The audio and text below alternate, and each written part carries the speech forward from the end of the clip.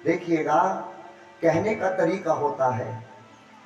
इसी बात को डायरेक्ट भी तो कह सकते थे, लेकिन दशरथ जी ने कितना सोच विचार कर शब्द कहा कि जिस प्रकार आंखों की रक्षा पलकें करती हैं, उसी प्रकार ये चारों बहुएं मेरी बेटी हैं, इन्हें आंख समझना और तुम इनकी पलक बनकर इनकी रक्षा करना। कितना अच्छा कहा दशरथ जी ने। और अब मां को सारी बात बताई दशरथ जी ने कि तुम्हारे बेटे ने शंकर भगवान के धनुष को उठाया और उसे तोड़कर खंड खंड कर दिया। अब जैसे ही ये बात बताई तो मां कौशल्य ने सोचा कि आज अवश्य मेरे बेटे को नजर लगी होगी। क्यों? मेरा बेटा इतना बड़ा काम कर कर आया है कि जो शंकर भगवान के धनुष को तोड़ दिया।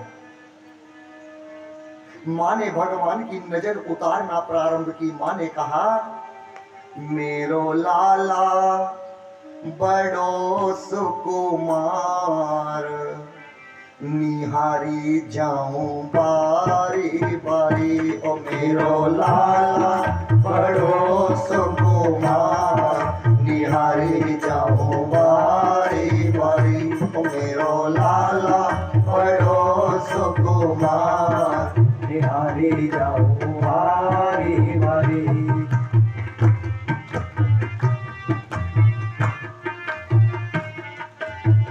सुमन सरिस सब अंग अंग पर, सुमन सरिस सब अंग अंग पर, सुमन सरिस सब अंग अंग पर, सुमन सरिस सब अंग अंग पर।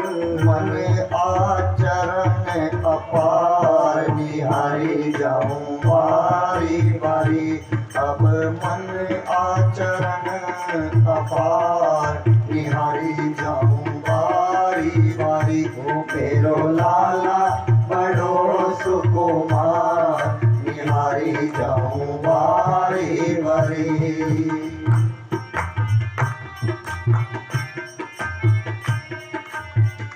कैसे लियो उठाए संबोधनो, कैसे लियो उठाए संबोधनो, कैसे लियो उठाए संबोधनो, कैसे लियो उठाए संबोधनो। और झेले इतना भार, निहारी जाऊं बारी बारी। और झेले इतना भार, निहारी जाऊं बारी बारी। ओ मेरो लाला बड़ो सुकुमार, निहारी जाऊं बारी बारी।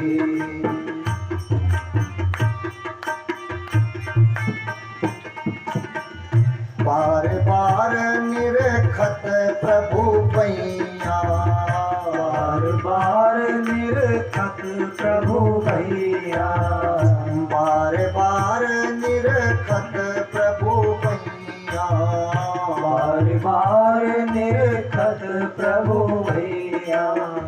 कोमलता बलिहार, निहारी जाऊं बारी बारी। अरे कोमलता बलिहार, निहारी जाऊं बारी बारी। ओ मेरो लाला बड़ो सुकुमार, निहारी जाऊं बारी बारी।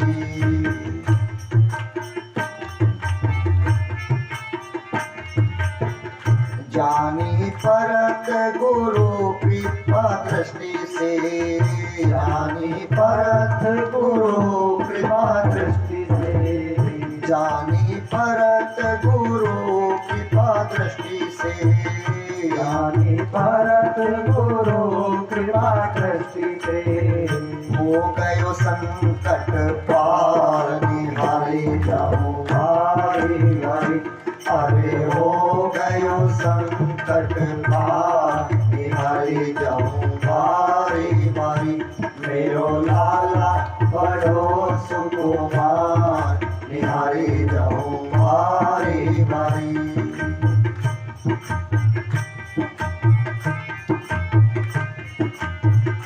मुदित प्रताप मगन सब माता, प्रताप मगन सब माता, मुदित प्रताप मगन सब माता, मुदित प्रताप मगन सब माता, मगन सब माता, मगन सब माता, मगन सब माता, मगन सब माता, मुदित प्रताप मगन सब माता, मुदित प्रताप मगन सब माता। अब आरती रही है उतार बिहारी बारी बारी अब आरती रही है उतार बिहारी बारी बारी ओ मेरो लाला बड़ो सुकुमार बिहारी बारी बारी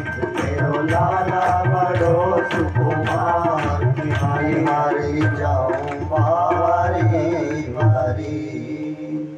कैसे लियो ये उठाए संबोधनो और झेलो इतना भार, निहारी जाऊं बारी बारी। भगवान की नजर उतारी और बार बार भगवान के हाथों को निहार रही है। और अब गुरु वशिष्ठ और सभी अयोध्या के लोग पहुंचे किसके पास? विश्वामित्र जी के पास। विश्वामित्र जी से जाकर कहा कि हे विश्वामित्र जी, यदि आप मेरे घर राम को मांगने ना आते तो आज मेरे घर में चार चार ये बेटियां कैसे आती। उस दिन मुझे लग रहा था कि मैं अपने बेटे को ना दूं, लेकिन यदि मैं अपना बेटा तुम्हें ना देता तो आज मेरे आंगन में इतनी खुशी ना होती। और आज पूरे परिवार के साथ विश्वामित्र जी के चरणों में लेट पड़े। दशरथ जी कैसे?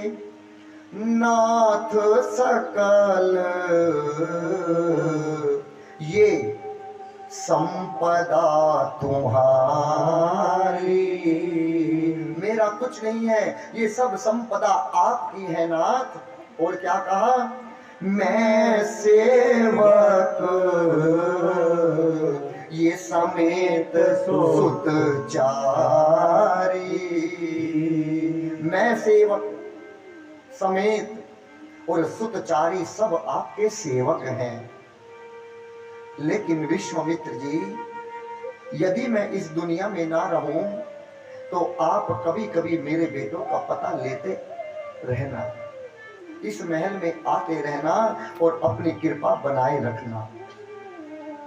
अब हम यहाँ पर बाल कांड की कथा को समाप्त करते हैं। अब कौन सी कथा आती है? अयोध्या कांड। देखिएगा, अयोध्या कांड एक जवानी कांड है। जिसको बिगड़ना होता है कब बिगड़ता है? जवानी में। जिसको सुधरना होता है कब सुधरता है? जवानी में।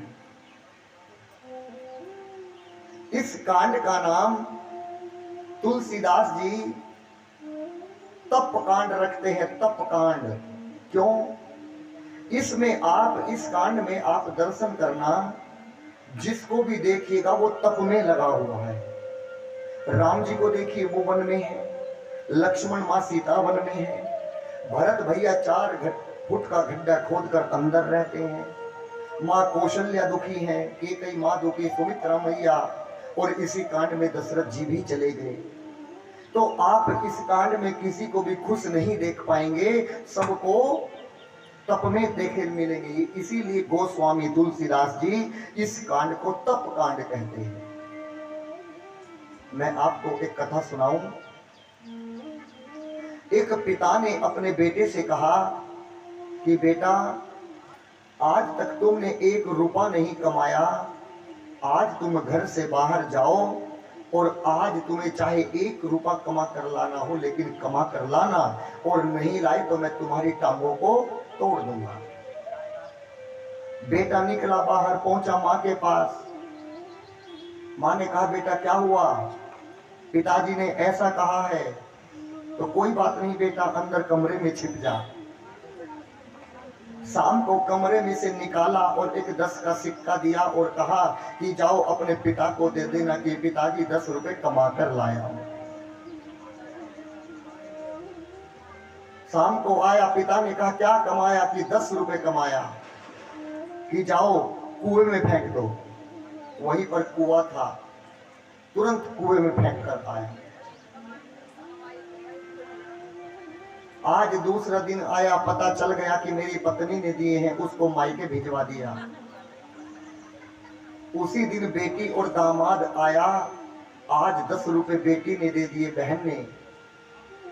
शाम को गया, लो 10 रुपए बेटा कुएं में डाल दे। बेटे ने आज भी कुएं में डाल दिए। आज तीसरा दिन आया, पिता ने बेटी को भी भेज दिया, यदि आज नहीं लाया तो तेरी टांग तोड़ूंगा। अब सोचा आज किससे लूं, परेशान। पहुंचा रेलवे स्टेशन पर, एक लाला उतरे ट्रेन से, 2 बैग थे बड़े बड़े। कहे कि मैं कहो तो लाला जी मैं आपके इन बैग को अपने सिर पर रखकर आपको बाहर तक छोड़ दूं। कहा कि हाँ छोड़ो, क्या लोगे? बोले जो आप देंगे सो ले लूंगा। बोले 5 रुपए दूंगा। ठीक है 5 रुपए लूंगा। सिर पर दोनों बैग रखे, बाहर तक छोड़कर आया। अब जब वो घर गया तो उसकी गर्दन सीधी नहीं थी, क्योंकि पहली बार वजन रखा था। जाकर कहा, पिता ने पूछा बेटा क्या लाए हो? कहा पिताजी 5 रुपए लाया हूं। गर्दन ऐसी थी। कहा जाओ बेटा कुएं में डाल दो, यदि अब की बार कुएं में बोला तो तुम्हें भी कुएं में डाल दूंगा। क्यों? तुम्हें नहीं पता इन 5 रुपयों को कमाने के लिए मेरी गर्दन टूट गई, कहते हो कुएं में डाल दे। वाह बेटा आज कमा कर लाया है, आज कमा कर लाया। जब तक हम अपनी संतति को तपाएंगे नहीं, जब तक उसमें धार बनने वाली नहीं है। हम लोग केवल यही तो सोचते हैं। किसी ने कहा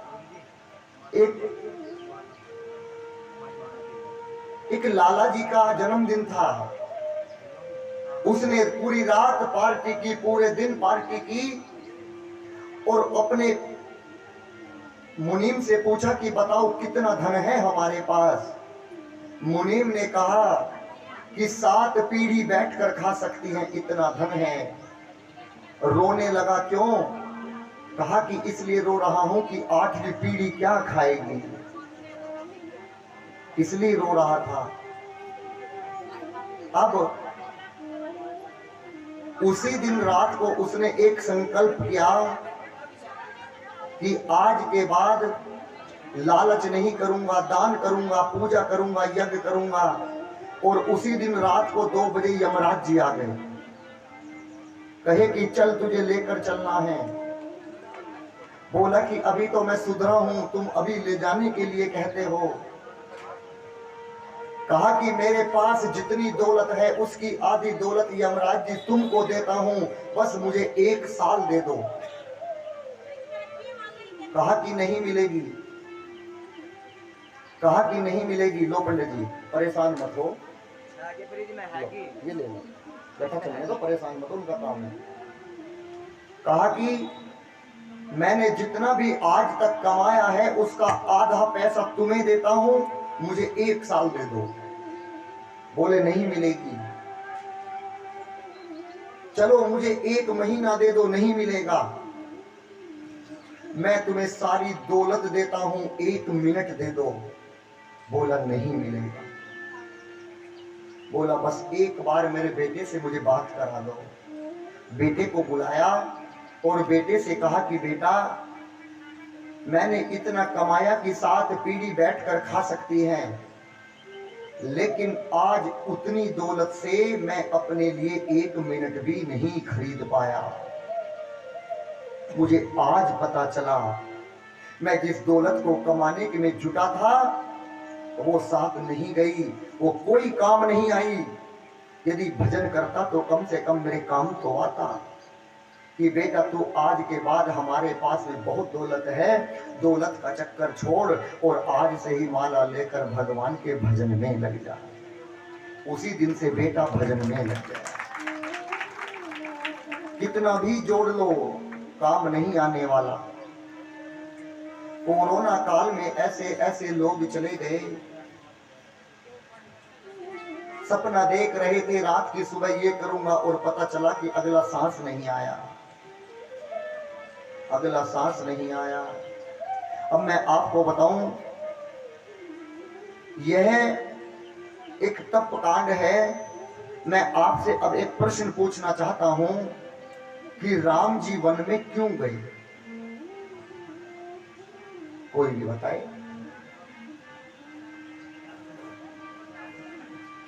राम जी वन में क्यों गए बताइए।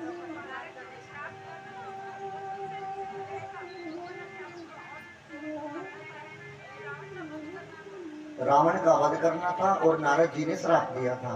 और बताइए, आप भी बता दो। बंदर जमाने के लिए।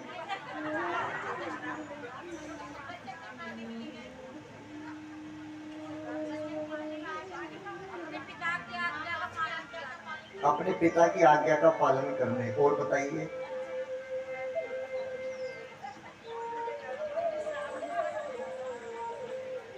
आज इधर वाली पार्टी में तो मैं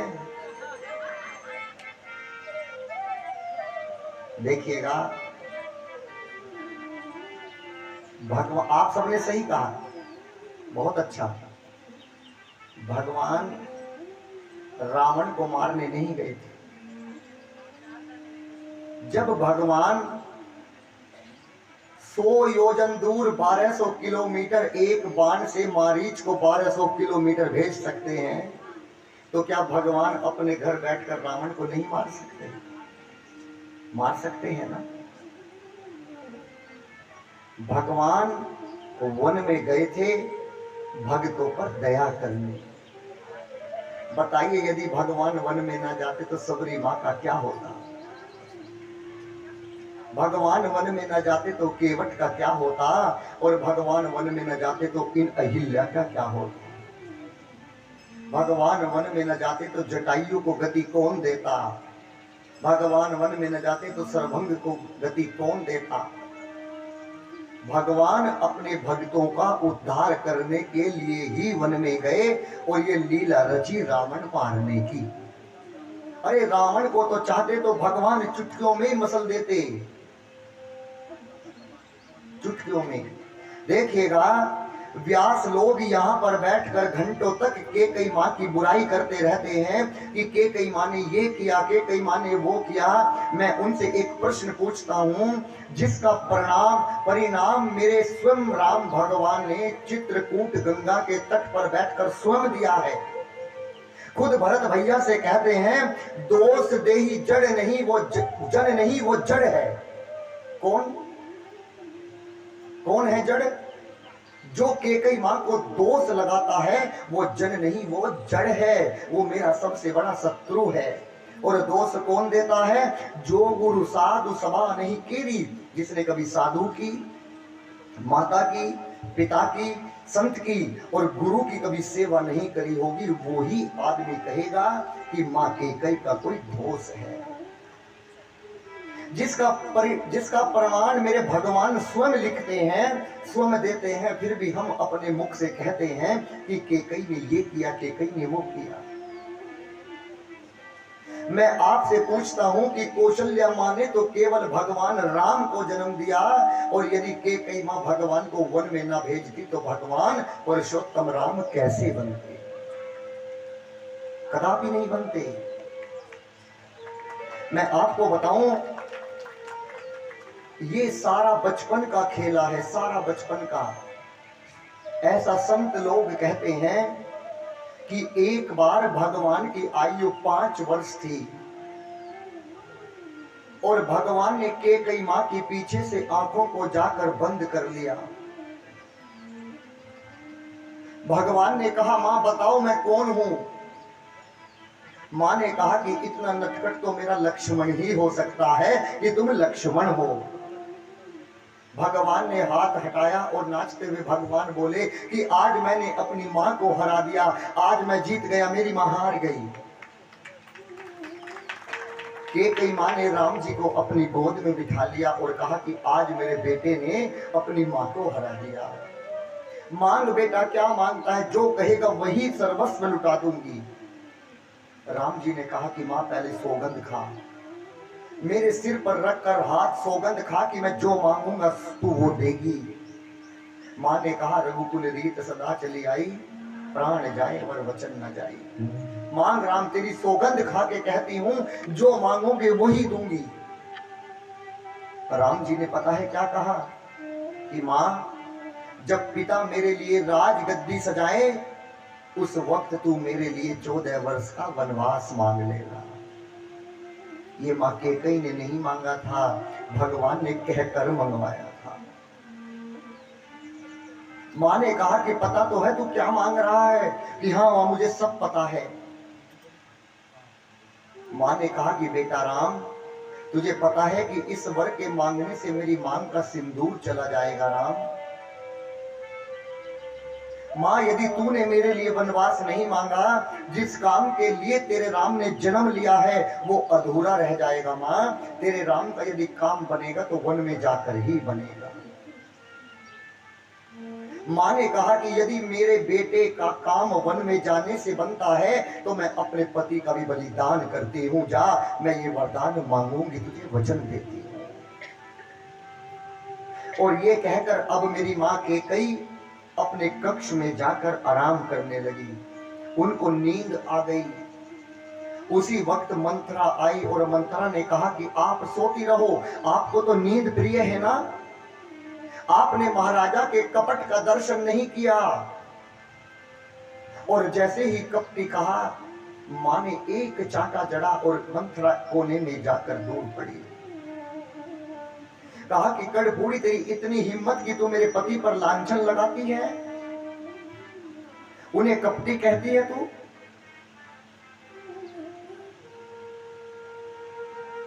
तू कहती है कि कल राम राजा बनेगा। अरे मैं तो रोज ब्रह्मा जी से रोज कहती हूँ कि इस जन्म में तो राम ने कौशल्या माँ की कोख से जन्म लिया और अगले जन्म में राम मेरी कोख से जन्म ले और सीता मेरे घर की बहू बनकर आए। माँ को दया आई और मंथरा को जाकर उठाया, सीने से लगाया। मंथरा से कहा कि मंथरा सच सच बता, बात क्या है? मंथरा ने कहा कि मेरे 2 जीभ नहीं है। क्यों? पहली बार मैंने बोला तो तुमने कहा कि तेरी जीभ निकाल लूंगी। अरे मेरी तरफ से राजा राम बने या भरत बने मुझे क्या, मैं तो ठहरी दासी दासी ही रहूंगी। लेकिन तुमसे एक बात कहती हूं, भयम 5 दिन सजत समाजू, 15 दिन बीत गए, आज तक आपको क्यों नहीं बताया कि कल राम राजा बनने वाले हैं?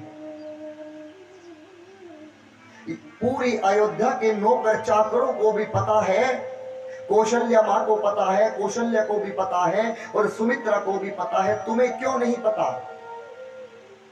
और भरत को और शत्रुघ्न को पहले ही वहां पर भिजवा दिया। अब तुम्हारे मायके में ये छल नहीं है तो तुम्हारे साथ और क्या है? और मैं आपको बताऊं, मेरी कैकेयी माँ उसकी रगड़ी चुपती बातों में आ गई। माँ ने कहा कि बता मुझे क्या करना है? मंथरा ने कहा कि तुम्हारे अभी 2 वरदान पड़े हैं महाराज पर, अपने 2 वरदान मांग लेना, लेकिन वरदान मांगने से पहले राम की सौगंध खिलवाना। कहा कि मैं क्या मांगू? बोली कि पहले वरदान में भरत को राज टीका और दूसरे वरदान में राम को 14 वर्ष का वनवास मांग ले। दशरथ जी आए, सोचा कि चलो आज चलता हूं, कल राम राजा बनने वाला है, आज कैकेयी को सारी बात जाकर बताता हूं। लेकिन देखा तो कैकेयी कोप भवन में बैठी थी। कोप भवन जिसमें लड़ा जाता है। महाराजा देखकर कांप गए कि ये कोप भवन में क्यों बैठी है। जाकर बताया कि केकई आज मैं बहुत प्रसन्न हूं। क्यों? क्योंकि कल राम राजा बनने वाला है। आज मांगो, तुम मुझसे क्या मांगना चाहती हो। केकई मां ने कहा कि क्या दोगे? मेरे पहले से ही 2 वरदान अभी तक पड़े हैं। बोले 2 क्या, तू आज 4 मांग, मैं तुझे 4 वरदान दूंगा। कि पहले राम की सौगंध खाओ। बोले मैं राम की सौगंध खा के कहता हूं, तू मेरे प्राण भी मांगेगी तो प्राण भी दे दूंगा। केकई मां ने कहा सुन हो प्राण प्रिय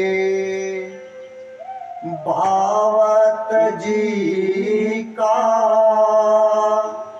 देहूं एक बर भरत ही टीका।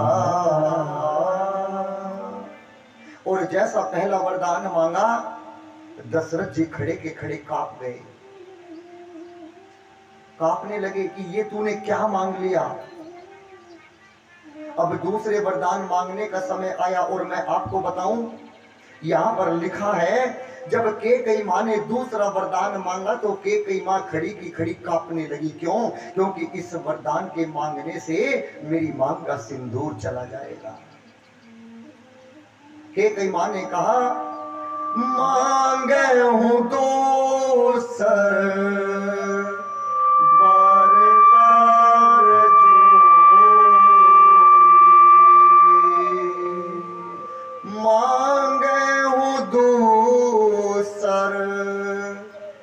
बर कर जोरी,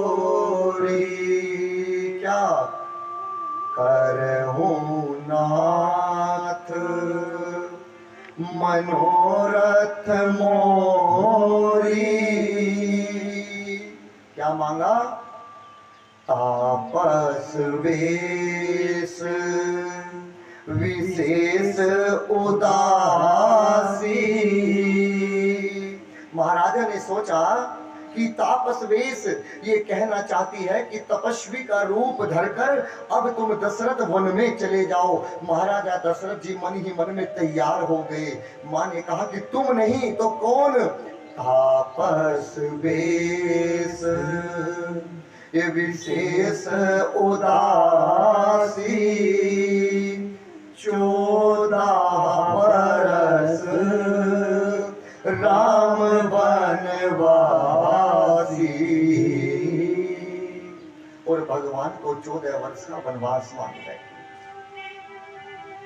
दशरथ जी खड़े के खड़े जमीन पर गिर पड़े। पूरी रात बीत गई लेकिन अंदर से कोई निकल कर नहीं आया। गुरु वशिष्ठ जी ने सुमंत जी को अंदर भेजा कि सुमंत तुम अंदर जाओ और देख कर आओ कि आज महाराजा बाहर क्यों नहीं आए। सुमंत जी गए लेकिन दरवाजा नहीं खोला। गुरु वशिष्ठ जी ने राम जी को भेजा कि राम तुम जाओ। राम जी गए, द्वार को खुलवाया और जैसे ही राम ने मां के पास गए, पिता को देखा कि पिता की ये गति कैसे हुई है। पिता मूर्छित हुए जमीन पर पड़े थे। जाकर कहा मां ये कैसे हुआ, ये क्यों हुआ। मां ने सब बताया कि मैंने तेरे लिए 14 वर्ष का वनवास और भरत के लिए राजगद्दी मांगी है। मैं बताऊं, राम जी ये सुनकर नाचने लगे। क्यों? राम जी ने कहा मां जिस दिन मैंने ये सुना कि मैं कल राजा बनने वाला हूं, मां मैं तुम्हारी सौगंध खाता हूं, मुझे पूरी रात नींद नहीं आई। क्यों? क्योंकि मैं तो पहले से ही बड़ा हूं और अयोध्या का राजा बन जाऊंगा, मैं और बड़ा हो जाऊंगा और मेरे तीनों भाई और छोटे हो जाएंगे। मां तुमने बहुत अच्छा किया, मां तुमने बहुत अच्छा किया। हम भरत को अयोध्या का छोटा राजा बनाएंगे और मैं जंगल का बड़ा राजा बनूंगा। मां लेकिन पिता की ये गति, इसका मतलब मुझसे कोई अपराध हुआ है। मां ने कहा कि बेटा राम तुझ में तो अपराध करने की योग्यता भी नहीं है, तू अपराध कहां से करेगा। राम जी ने कहा कि आज मुझे अपनी मां का वचन पूरा करने को मिलेगा, इससे बड़ा सौभाग्य किस बेटे का होगा। भगवान कहते हैं सुन जननी सोई सुत पर भाई, जे भी तुमात वचन अनुरागी। सुन जननी सोई सुत पर भाई, जे भी तुमात वचन अनुरागी।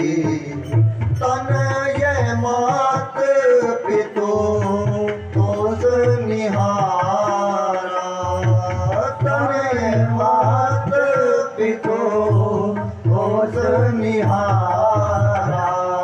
दुर्लभ जननी सकल संसारा, दुर्लभ जननी सकल संसारा। भरत प्राण प्रिय पावहि राजो, विधि सब विधि मोहि सन्मुख आयो। भरत प्राण प्रिय पावहि राजो, विधि सब विधि मोहि सन्मुख आयो।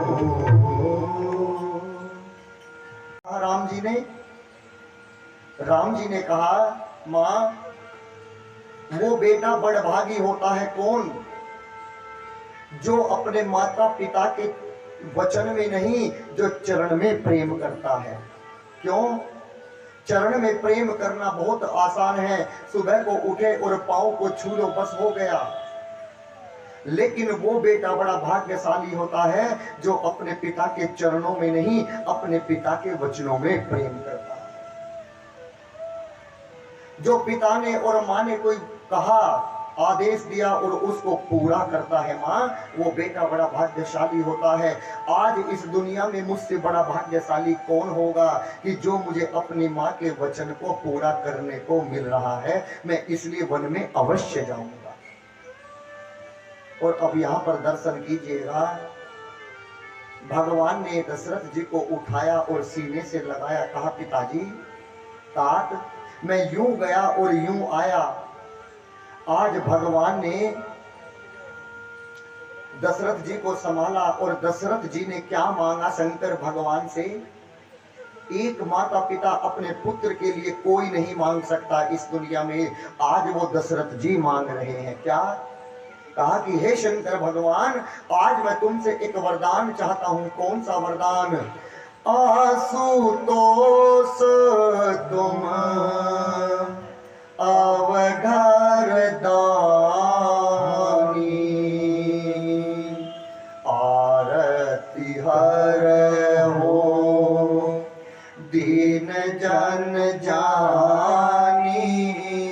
क्या मांगा? कि कल मैं अपने बेटे को कहूंगा कि तू वन में चला जा और मेरा बेटा मेरी बात की आज्ञा ना माने, वो मना कर दे। कोई चाहेगा कि हमारी संतान हमारी बात का उल्टा करे? नहीं चाहेगा ना। लेकिन दशरथ जी ने कहा, हे सूर्यदेव, कल तुम मत निकलना। क्यों? यदि तुम सुबह को निकल गए तो इस वंश का सूरज निकल कर चला जाएगा, यहाँ पर अंधेरा हो जाएगा। सूर्य भगवान से प्रार्थना करते हैं, कहते हैं कि केकई तू चाहती है ना कि भरत को राजा बना दूं, बस कुछ ही दिनों की बात है, राम को राजगद्दी से उतारूंगा और तेरे बेटे भरत को मैं राजा बना दूंगा। तू कहे तो अपनी गर्दन काट कर तेरे चरणों में डाल दूं। मछली बिना जल के रह सकती है, संभव है। सांप बिना मणि के रह सकता है, ये भी संभव है। लेकिन ये दशरथ राम के बिना जीवित रहेगा, असंभव है। मुझे मार दो, मैं अपनी गर्दन काट दूं, लेकिन मुझे राम के वियोग में मत मारो। केकई मुझे राम के वियोग में मत मारो, मैं मर जाऊंगा। बहुत कहा, लेकिन केकई माँ ने एक न सुनी। और अब दशरथ जी ने केकई माँ को त्याग दिया और कहा कि मरने के बाद भी मेरे आंखों के सामने मत आना। क्या कहा? कि कई तूने लूट लिया दशरथ के खजाने को, कि कई तूने लूट लिया दशरथ के खजाने को, कि कई तूने लूट लिया दशरथ के खजाने को।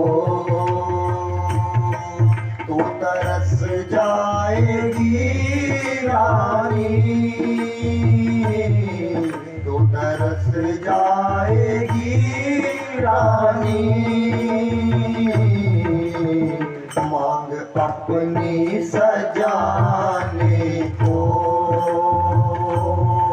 तू तरस जाएगी रानी, मांग अपनी सजाने को, कि कई तूने लूट लिया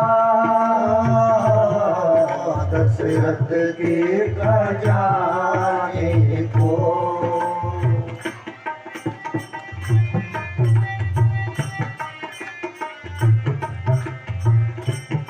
हाथ तरसेंगे कंगन को, हाथ तरसेंगे कंगन को, माथ तरसेगा बिंदिया को, हाथ तरसेंगे कंगन को, माथ तरसेगा बिंदिया को, बाल तरसेंगे गजरे को, बाल तरसेंगे गजरे को, आँख तरसेगी गजरे को, बाल तरसेंगे गजरे को, नाक तरसेगी गजरे को। तू तरस जाएगी रानी, तू तरस जाएगी रानी, सबसे मिलने मिलाने को। तू तरस जाएगी रानी, सबसे मिलने मिलाने को, कि कई तूने लूट लिया दशरथ के खजाने को।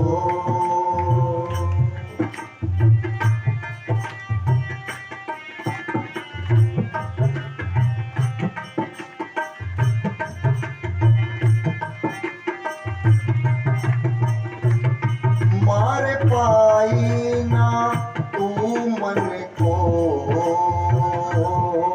मार पाई ना तू मन को, तूने जाना है जन धन को, मार पाई ना तू मन को, तूने जाना है जन धन को, रघुकुल के जीवन को, रघुकुल के जीवन को, राम भेजे हैं आजीवन को, रघुकुल के जीवन को, राम भेजे हैं आजीवन को। तूने रास्ता चुना रानी,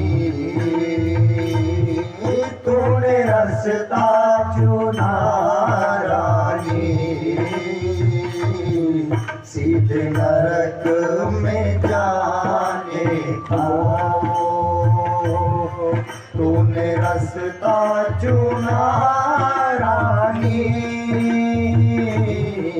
सीधे नरक में जाने था। के कई तूने लूट लिया दशरथ के खजाने को।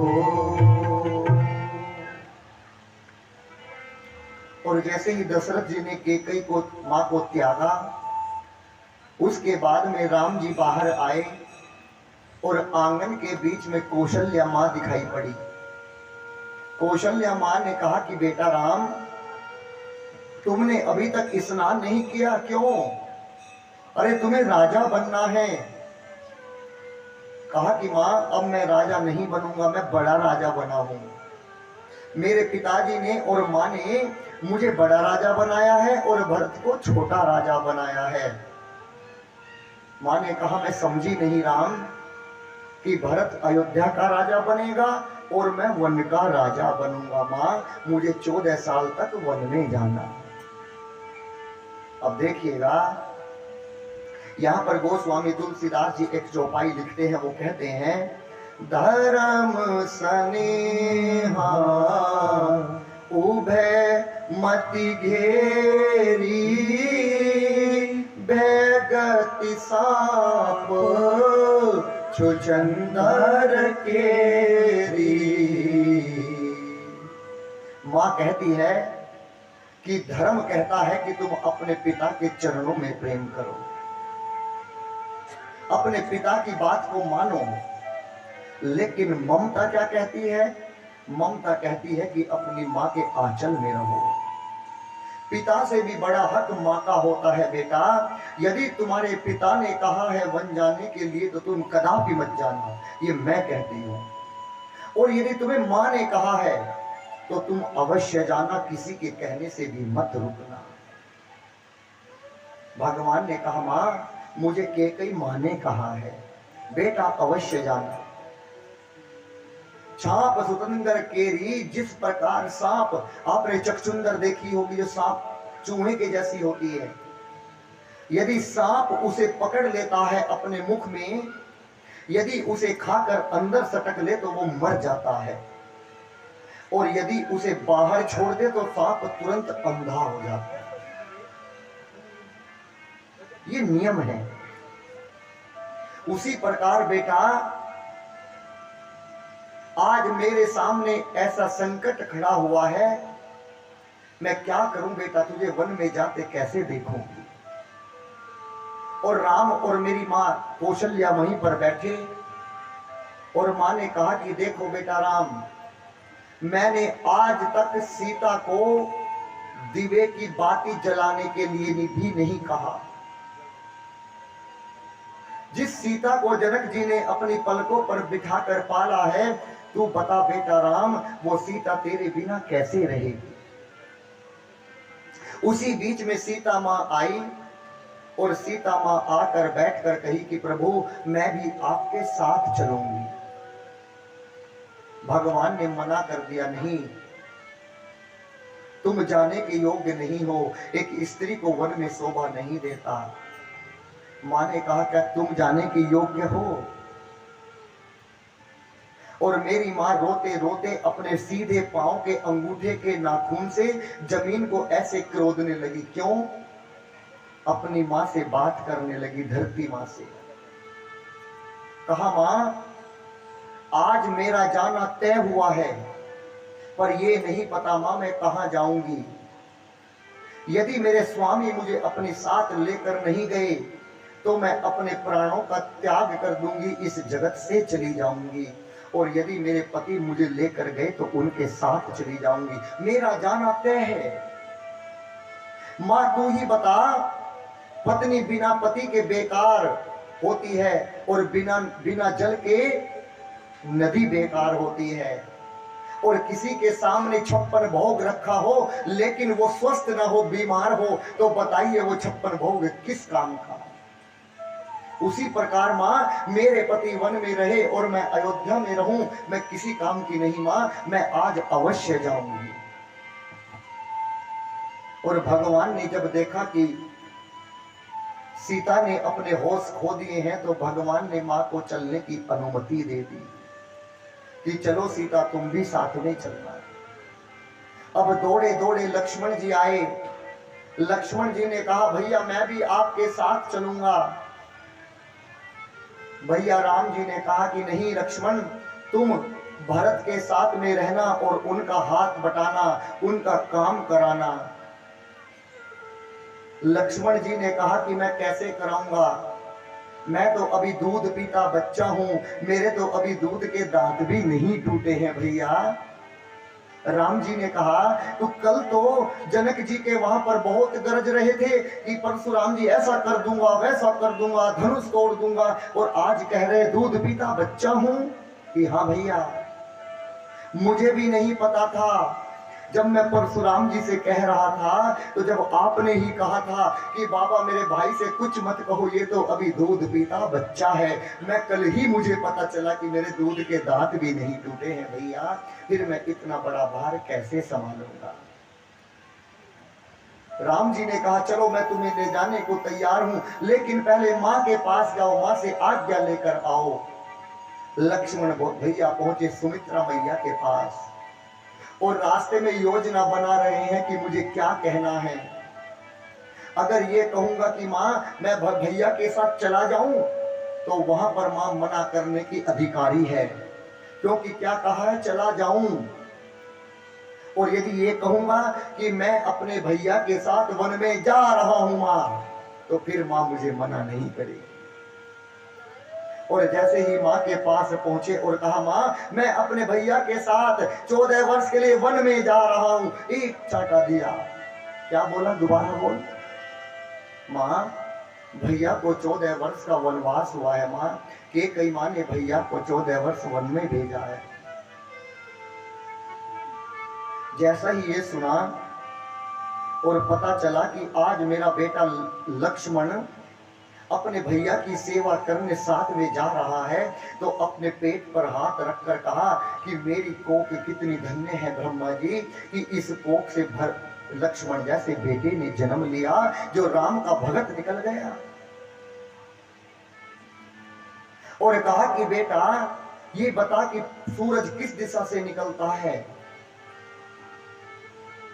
पूर्व दिशा किधर है? बोला इधर है। कि नहीं बेटा सूरज जिधर निकलता है उसे पूरब कहते हैं। राम अयोध्या में रहे या वन में रहे, राम जहां रहता है उसे अयोध्या कहते हैं, राम जहां नहीं रहता उसे वन कहते हैं। राम जहां जाएगा वो ही अयोध्या बन जाएगी, और राम के बिना ये अयोध्या ही जंगल के समान बन जाएगा। कैसे कैसे?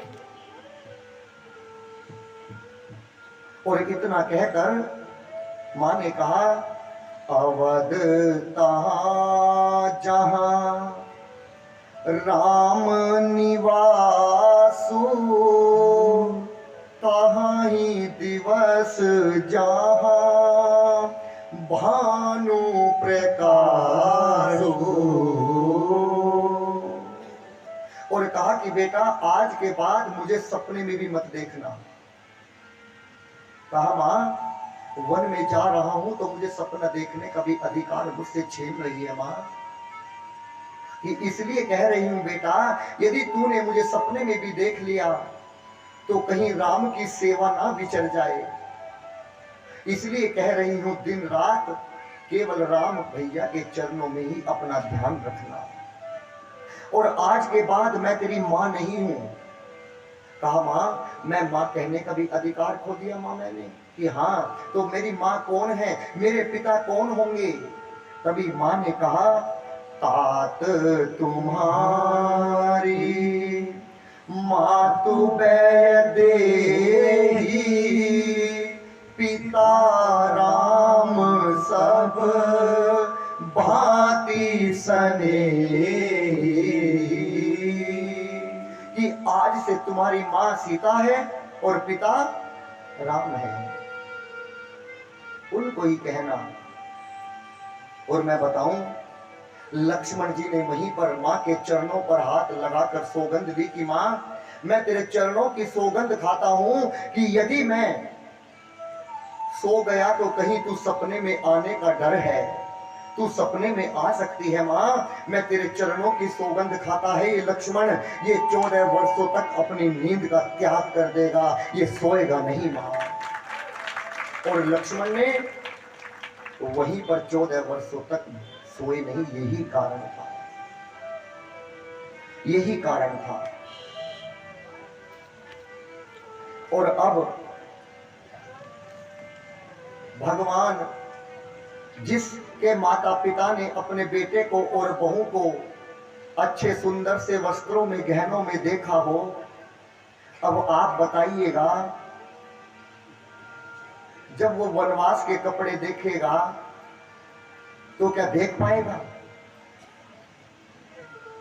आज जैसे ही राम जी ने अपने अच्छे अच्छे से वस्त्र और गहने निकाले और पीले वस्त्र, पीली धोती, पीला गमछा, एक जनेऊ, ना कोई सिर पर मुकुट है, एक साधारण सा धनुष और बाण और कमर पर तरकस लगा है, नंगे पांव है भगवान।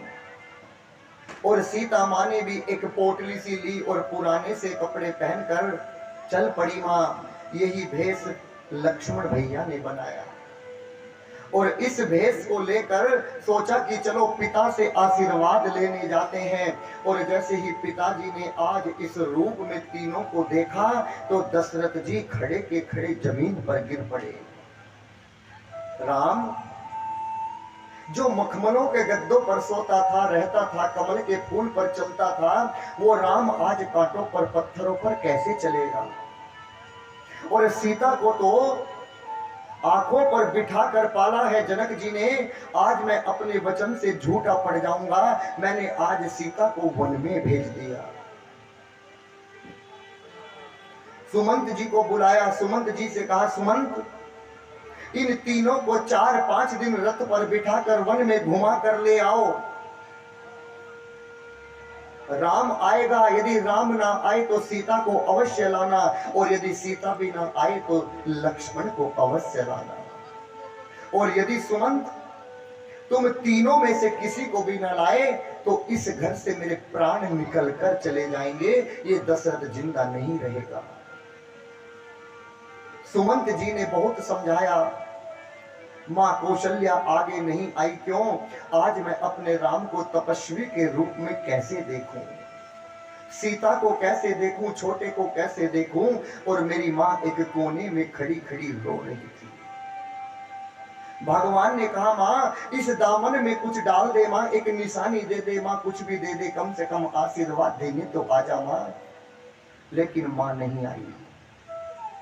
मां ने आंगन के बीच में, राम भैया खड़े हैं, तीनों ने खड़े खड़े राम जी ने कहा, मां लगा लो मात सीने से बरस 14 को जाए, लगा लो मात सीने से बरस 14 को जाते हैं, तुम्हारी लाडली सीता साथ में लक्ष्मण जाते हैं, तुम्हारी लाडली सीता साथ में लक्ष्मण जाते हैं, लगा लो मात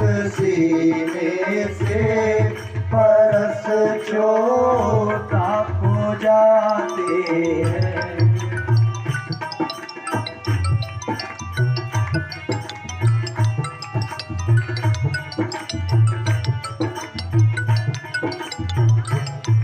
रो रही कौशल्या मैया, आंखों से नीर बहते हैं, रो रही कौशल्या मैया, आंखों से नीर बहते हैं, राजा दशरथ रोते रोते हैं, राजा दशरथ रोते हैं, आज मेरे प्राण जाते हैं, राजा दशरथ रोते हैं, आज मेरे प्राण जाते हैं, लगा लो बात सीधे से, बरस 14 को जाते हैं।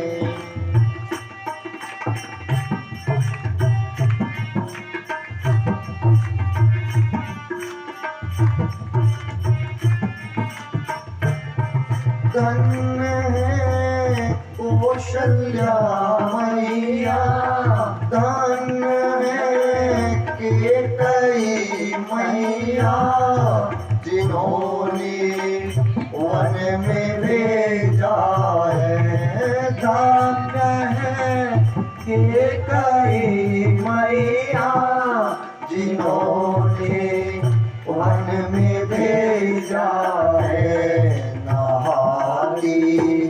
है ना घोड़ा है, नहाती है ना घोड़ा है, वहाँ पैदल ही जाना है, लगा लो मात सीधे से, बरस 14 को जाते हैं।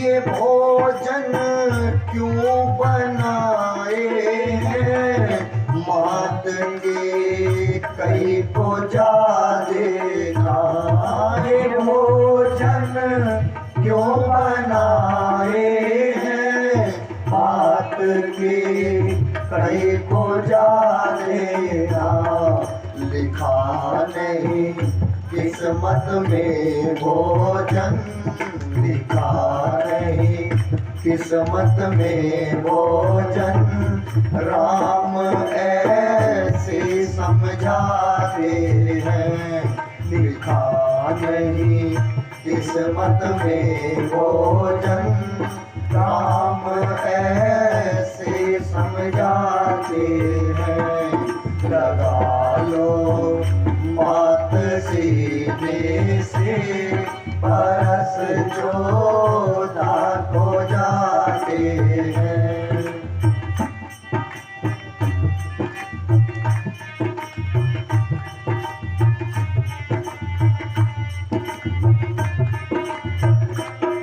रो रही अयोध्या नगरी, आंखों से नीर बहते हैं, रो रही अयोध्या नगरी, आंखों से नीर बहते हैं, अयोध्या सोनी कर देगी, अयोध्या सोनी कर देगी, वन को राम जाते हैं, अयोध्या सोनी कर देगी, वन को राम जाते हैं, लगा लो मात सीने से, बरस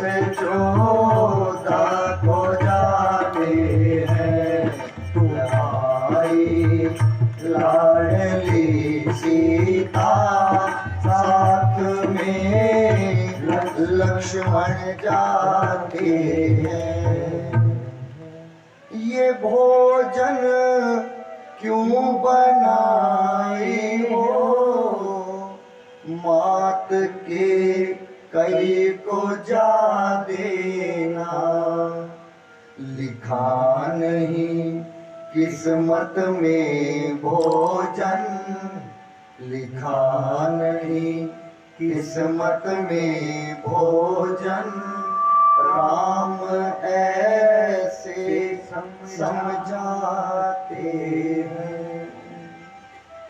शंकर भगवान को पता है कि मेरे भगवान लीला करने जा रहे हैं, लेकिन ये माँ का और पिता का दुख देखकर आज ऊपर बैठे कैलाश पर्वत पर शंकर भगवान और मेरी माँ पार्वती भी रोने लगी। राम जी को देखकर नहीं, क्योंकि उन्हें तो पता है कि हम लीला करने जा रहे हैं। वही शंकर भगवान हनुमान जी बने हैं कि पार्वती मेरा समय आ रहा है अब हनुमान बनने का, अब हम लीला करने जाएंगे। लेकिन उस मां के दर्द को देखकर आज शंकर भगवान भी रोने लगे। क्यों?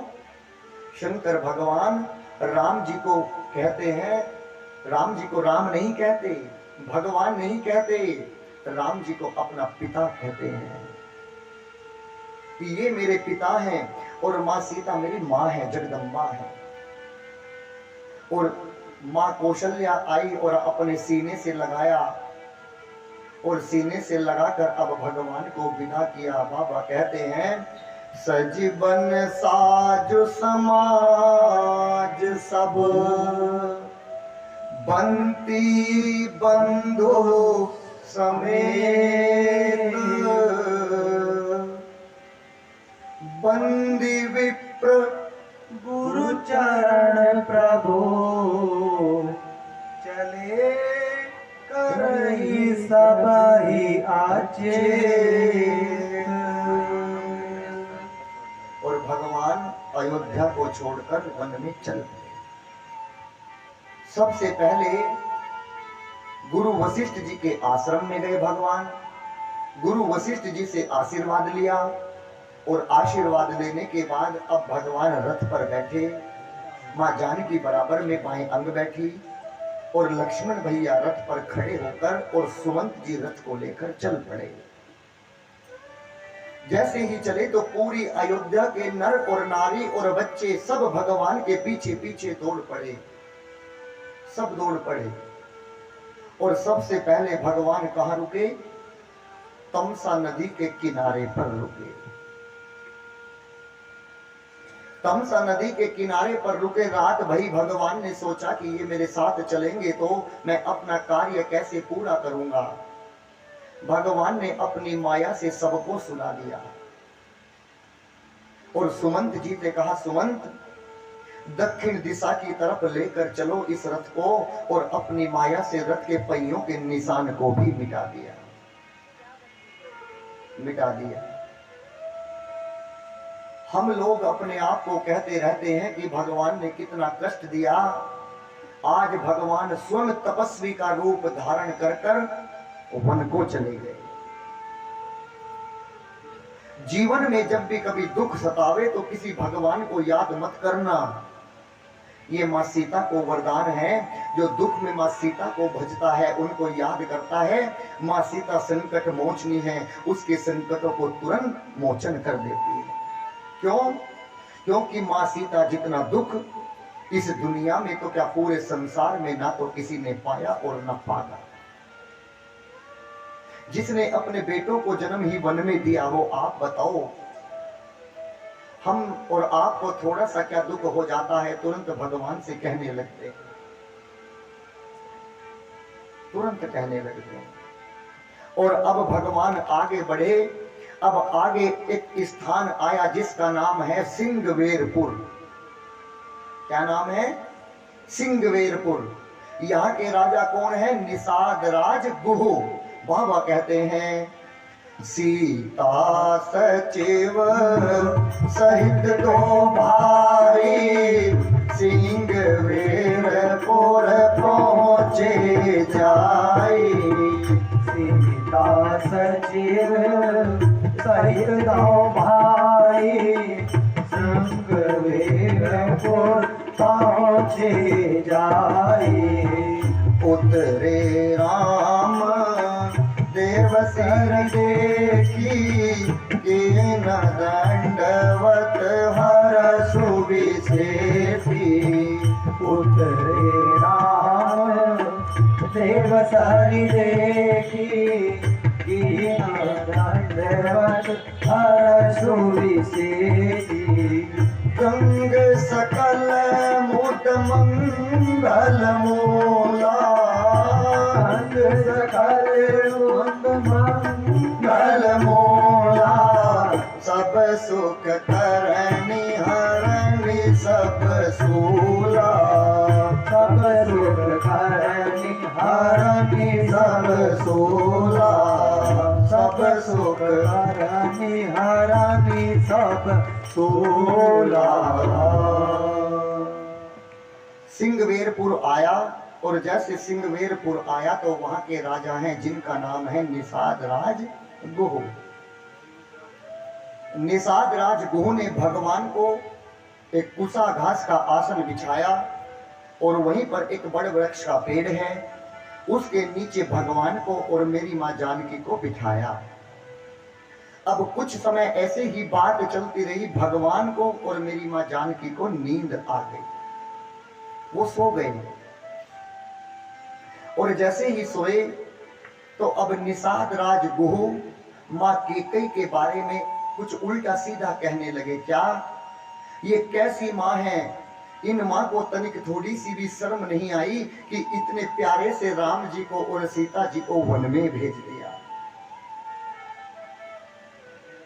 अच्छा बुरा कह ही रहे थे जब तक लक्ष्मण जी आए और लक्ष्मण जी ने सोचा कि ये कौन होता है मेरी मां को बुरा कहने वाला। लक्ष्मण जी ने कहा कि निषाद राजगुह पहले ये बताओ, जिसको चिंता होती है, जिसको दुख होता है, क्या उसे नींद आती है? बोले नहीं। तो देखो मेरे भैया और भाभी तो चकाचक सो रहे हैं, इन्हें कहीं की चिंता है? इन्हें कोई चिंता नहीं है। तुम क्या सोचते हो सुख और दुख भगवान देते हैं? नहीं, कोई दूसरा सुख और दुख नहीं देता। इंसान अपने ही कर्मों के द्वारा सुख पाता है और अपने किए गए कर्म द्वारा ही दुख पाता है। कैसे? कर कहूं न करो सुख दुख कर दाता और निज कर क्रम भोग सब दाता। अपने द्वारा किए गए कर्मों से ही दुखी होता है और अपने द्वारा किए गए कर्मों से ही सुखी होता है। भगवान किसी को दुख सुख नहीं देते। अभी मैं कल्पना करता हूं कि मैं यहां पर बैठा हूं, जब मेरी यहां से विदाई होगी तो एक बहुत शानदार हाथी सजकर आएगा, उस पर सरस्वती बिहार के लोग मेरी विदाई करेंगे। यदि वो आ गया तो मैं सुखी हो गया, और यदि नहीं आया तो मैं दुखी हो गया। तो क्या ये सुख दुख मुझे भगवान ने दिया? मैंने अपने आप लिया। सुख दुख कोई नहीं देता। मैं आपको बताऊं, अब सुमंत जी वहीं पर बैठे, लक्ष्मण भैया खड़े थे और निषाद राजगुह कहते हैं